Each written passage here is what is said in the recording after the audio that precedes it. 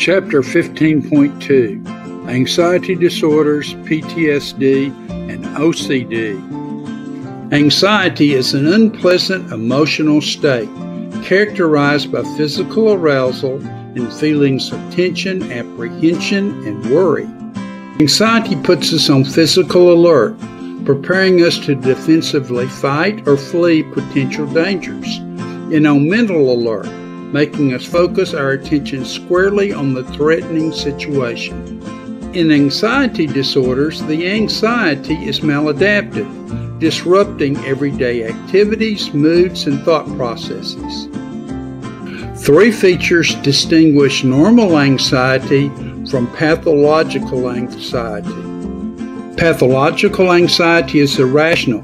It is provoked by perceived threats that are exaggerated or non-existent, and the anxiety response is out of proportion to the actual importance of the situation. Pathological anxiety is uncontrollable. The person can't shut off the alarm reaction even when he or she knows it's unrealistic, and it's disruptive. It interferes with relationships, job or academic performance, or everyday activities. Generalized anxiety disorder, also known as GAD, is characterized by excessive, global, and persistent symptoms of anxiety. It is sometimes referred to as free-floating anxiety. A panic attack is a sudden episode of extreme anxiety that rapidly escalates in intensity.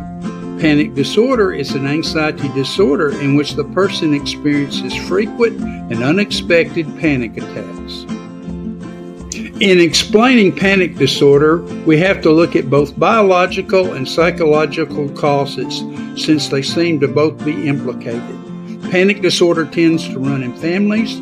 People with panic disorder are usually sensitive to the signs of physical arousal.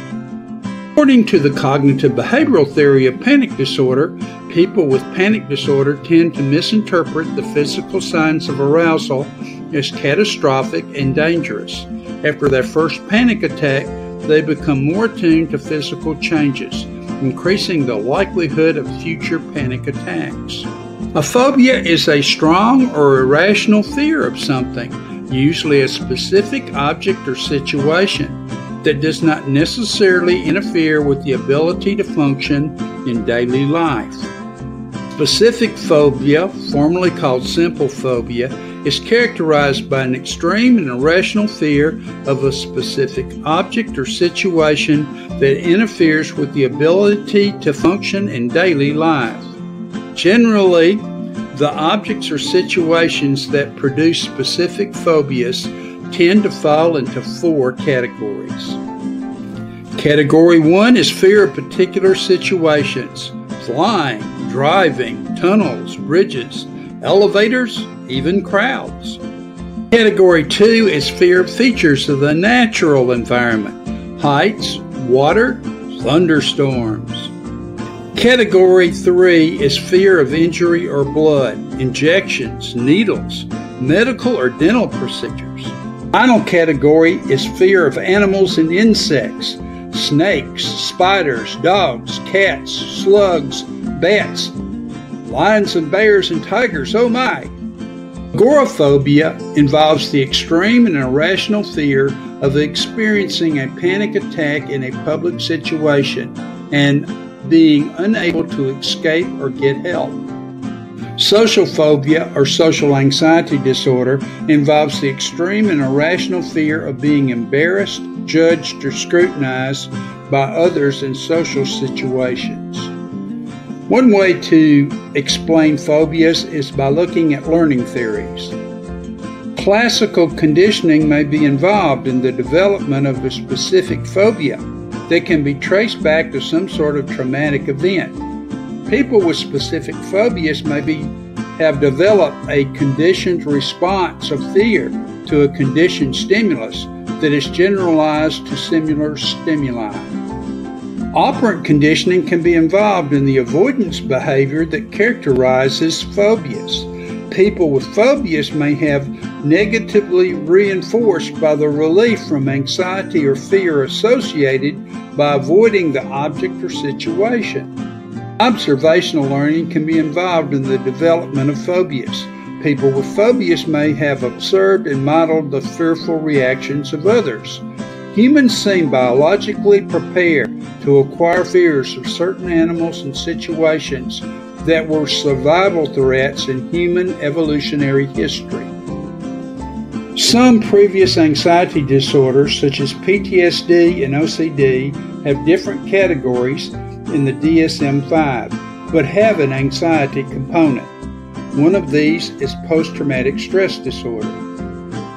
Post-traumatic stress disorder, or PTSD, chronic and persistent symptoms of anxiety develop in response to an extreme physical or psychological trauma, such as military combat, natural disasters, physical or sexual assault, random shooting sprees, or terrorist attacks. There are three core symptoms that characterize PTSD: frequent intrusive recall of the event, avoidance of stimuli or situations that tend to trigger memories of the experience, and a general numbing of emotional responsiveness, and increased physical arousal associated with anxiety. Several factors influence the likelihood of a person's developing PTSD. First, a personal or family history of psychological disorders. Then the magnitude of the trauma, and finally, experiencing multiple traumas. Obsessive compulsive disorder, checking it again and again and again. In obsessive compulsive disorder, or OCD, the symptoms of anxiety are triggered by intrusive, repetitive thoughts and urges to perform certain actions. Obsessions are repeated, intrusive, and uncontrollable irrational thoughts or mental images that cause extreme anxiety and distress. Compulsions are repetitive behaviors or mental acts that are performed to prevent or reduce anxiety. They may be overt physical behaviors, such as repeatedly washing your hands, or they may be covert mental behaviors, such as counting or reciting certain phrases to yourself. People may experience obsessions or compulsions, but more commonly they experience both. Although researchers are far from a full understanding of the causes of obsessive-compulsive disorder, biological factors seem to be involved. A deficiency in the neurotransmitter serotonin, dysfunction in specific brain areas, such as the frontal lobes and the caudate nucleus, which is involved in regulating movements. This concludes this part of Chapter 13.